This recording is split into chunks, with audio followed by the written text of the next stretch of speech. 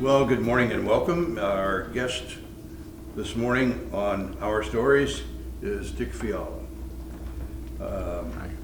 Dick's going to share with us about his early life growing up in Chicago. And you lived in an ethnic neighborhood that was largely Eastern European? Yeah, the neighborhood we lived in was pretty mixed. It wasn't the Polish neighborhood or the German neighborhood. It was fairly well mixed. And an interesting part about that is my dad always preached to us kids, hey, meet a Czech girl. Yeah. Yeah. Get married to a Czech girl. Well, of 4 children, and we married people within probably a 2-mile radius. My sister married a Lithuanian. I married a Scotch-Irish.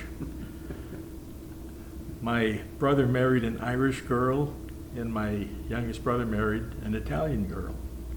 And so my dad used to just throw his arms up and say, what happened? What happened to the Czechs? He said, this is the United Nations now. Yeah. And he used to kid all of them about. So there was you and your mom and your dad and how many other siblings? 4 kids. 4 kids. My sister was the oldest, then came Dick, Yeah. then Don and Dan. All right, so you were second in line. I was second in line, the oldest boy. Yeah, okay. All right. You also had a number of relatives in the neighborhood, is that right? Oh, they were, yes. My mother came from a large family and with 4 sisters and a brother, and they all lived pretty close to us. Yeah. Yeah. That was our social life, our family, Yeah. because my mom was very close to her sisters and brother, Yeah. and we always had picnics on weekends and things like that. Mhm. This is after we got a little older. Yeah. It seemed the depression or Yeah. it was letting up, and we did have fun with the family. Yeah. Well, as you described your early years to me in your childhood, you kind of communicated that as you look back now, you realize that you were poor, but that you were no more poor than the other people in your neighborhood. That's right. You were all at the same level of being poor. I don't know any kids in our neighborhood whose family had a car. We didn't. We got our first car when I was about 17 years old, which so it didn't do me much good. Yeah. And the interesting part is before the Depression, my dad did have what he referred to as a Tin Lizzie. And so he had a car, but he lost everything Yeah. when the Depression hit. Yeah, I knew I was poor, and but so was everybody else. Yeah. But we never really went hungry, and we never, Yeah. never got new clothes or anything like that. And our toys were always secondhand, and it's interesting because when I think back, my sister, who was about 2.5 years older than I am, would always ask my mom, "What's wrong with Dick? Something's wrong with him. He never talks." Mm. And my mother would say, "Hey, Dolores, he doesn't have to talk. You do all the talking." And she says, "Tell Dick to do something and see what happens." And so my sister would look at me and she said, "Dick, go get me a cup of water." And I'd run in the other room and get a glass or something, fill it up with water and bring it back to her. And my mother would say, "See, he's perfectly normal. He just hasn't got much to say." Yeah. So the Depression comes and your dad loses his job Yeah. and begins to kind of lose just about everything else. Yeah, actually, if I brought pictures in to show you my dad and mom when they were married, you would think they were wealthy people. Mom in a beautiful wedding gown and my dad dressed up in a nice suit. And they had an apartment in a really, really nice neighborhood in Berwyn. And my dad had a good job. He was a supervisor at Western Electric. Then the Depression hit, but it didn't hit them right away. It was probably a year and a half before he lost his job. There were other people losing their jobs. I think it began hitting the financial people and banks and so forth. Yeah. But he kept his job. And then when Western Electric shut his job down, they were left high and dry. The savings they had, soon vanished. He sold his car, the Tin Lizzie. He ended up trying to get a job but couldn't, and began hitting the bottle. And my dad was not a good drunk. Yeah. I hate to say this, but and he knew it because later on he did say he went through some really bad times then. Yeah. And he became quite abusive, and so those were the bad times. Yeah. And yet he was a extremely intelligent guy. He only went to the 8th grade. My mother did graduate high school, and they both decided that our kids, number one, are going to speak English and they're going to go all the way through school. And so that was their focus. They Yeah. But things got tough. You said at one point you wound up going through an eviction. Oh yeah, and that was probably one of the, for a kid my age. I don't think it really affected my brothers as much as my sister and I. We were old enough to understand what was going on. Yeah. My one brother is 7 years younger than I am, and the other one was 4 years younger. Yeah. And they didn't really know what was going on. But when the police showed up, and then they're going to dump your stuff out in the street, it was really upsetting. Yeah. And fortunately we had that family all around us, and we ended up. I spent 3 months with Grandma and Grandpa Rothbauer. My sister with Aunt Blanche. My folks with Aunt Grace and Uncle Ozzie, and my brothers with the Turngas. So it ended up that we were all separated for 3 months. And in that period, my dad did accumulate enough money to get a down payment. He finally understood that hey, you need a bank account. He couldn't borrow money because he didn't have a bank account. Mm-hmm. And so he finally, after 3 months, he ended up putting a down payment down on a house. And I think he had a lot of money supplied by Grandma and Grandpa's and family. But that's when we moved into the house that I essentially grew up in. Yeah. My dad would get the wagon out, loaded 3 boys in the wagon, 2 little guys and me, and he'd take us for a walk up to 6 Corners.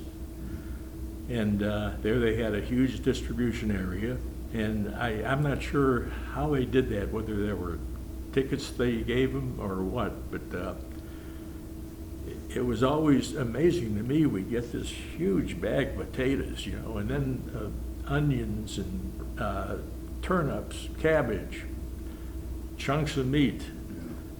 Usually, I think, I don't know, it was not beef, by the way. It was pork and bacon, yeah, or pig bellies, and then I always thought, boy, this is so great, Talking to my dad years later, to him, it was just a complete humiliation. Yeah, Yeah. yeah. But then he gets a job. Yep. He got a job with the WPA. And because of his background, interestingly enough, he not only got a job with the WPA, he was a foreman in the WPA. And if you've ever been to Chicago and walked along the lakefront and seen the beautiful rock structures along the entire lakefront of Chicago, my dad always used to tell us, I did that. Yeah. You know, I built that. That's what he worked on. Really, yeah, that's where he worked, yeah. You know, looking at kind of where you are, you decide you want to go to college, right? That was interesting because nobody in my family had ever gone to college. Yeah. None of my uncles, aunts, grandparents. As I mentioned before, my dad went through 8th grade, my mom through high school. And my goal was to get out of school and get a job so I could help contribute money to the family. And one of my dad's, sayings was, hey, you got to get a job, learn to fix something, get a craft. He says, don't be like me. I'm a, how did he put it? Jack of all trades, a master of none. And he says, find out how to fix things, and which he was really good at, by the way. And that was the way I was going until I met the two people that I consider as the ones that led me to college, and that were the two men that were running the Neighborhood Boys Club in Chicago. Dick Valentine and Casimir Urban. And then I got involved with leadership in the club. I became a leader. And that meant I had to lead meetings, which I was completely incapable of doing. I was so asocial, I remember meeting with Dick Valentine, who was a wonderful guy, and who, by the way, was a graduate of the University of Illinois. And part of the deal with being in the Neighborhood Boys Club back then was you had to be going to school and you had to have passing grades. If you weren't passing, then you had to do something special. It's kind of like the education programs I see now around Decatur, But anyhow, he knew about me, and we started talking one day. He said, well, where are you going to college? And I said, I'm not going to college, but, college is for rich kids, I'm going to get a job and make some money, And he said, well, I saw your record. You've never got anything below an E. He started talking that up and stuff like that. And then he and Casimir, at one day at choir practice, they got, after we were done with the choir practice, they got together and they put their arms around each other, and they start singing, Hail to the Orange, Yeah. Boy, what is that, And he said, well, that's our old college song, Casimir and I were brothers at U of I. And in the subsequent talks, he always pushed, Dick, you got to go to college. Well, when I entered high school, I went to Lane Tech, and there was about 3 different options that you could take at Lane. One was a college preparatory, and then they had vocational courses. And of course, my dad wanted me to go into vocational, be an electrician or be a, auto mechanic, do something like that.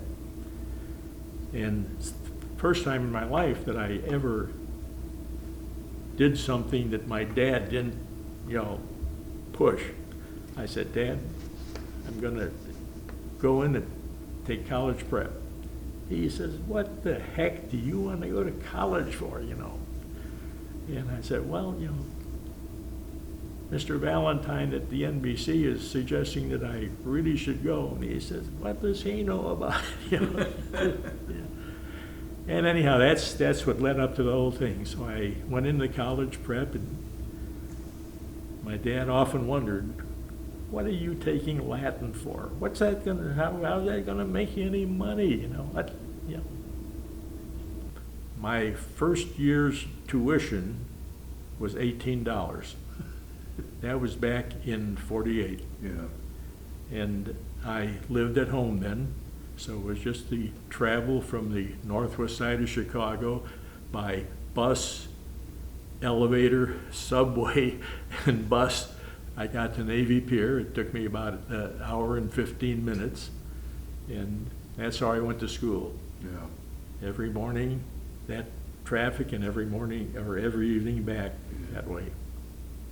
Got my degree in chemistry, got a BS in chemistry, and went to work. And worked the total of about a month. And I was at my laboratory bench, I think, yeah. I got an awakening then. I realized I did not want to be a chemist and sit at a laboratory bench and run analytical tests my entire life. I just broke into a cold sweat, and I looked across, and there was a kid from Notre Dame at the next bench, and another kid from Notre Dame, two of them at the next bench. And he was probably 10 years older than me. The other guy was 20 years older than me. My life flashed through me. I said, Yeah. is that me? I'm going to be doing this my entire life? And I went home, and my dad was sitting having coffee and working a crossword puzzle. He used to love to work crossword puzzles. And I said, hey, Dad, it's, you know, getting close to school starting again, and I'm going to quit my job. And he went ballistic. Yeah, what is going on with you kids? He says that, you know, you went to school all this time, you work, you know, you got to get out and work, you know, you can't always go to school, you know. I say, hey, Dad, you know, I really don't like my job. I'm not going to do this. It's and he finally agreed that he says, well, if you don't like it that much, he says, I can't stop you. You know, go on, do it. And so there I was. Went back to the U of I, but at this point, I did have jobs. I worked all the way through 2 more years to get my chemical engineering degree, and that led me to ultimately to Staley's in Decatur. Yeah. So also along at this time, you saw that a lot of your peers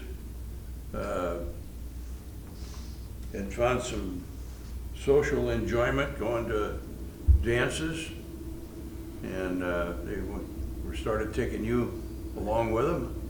Well, yeah, interesting. Like I say, I was almost asocial growing up, and probably the mistake I made was going to Lane Tech. Although it was a great school, it was all boys. Yeah.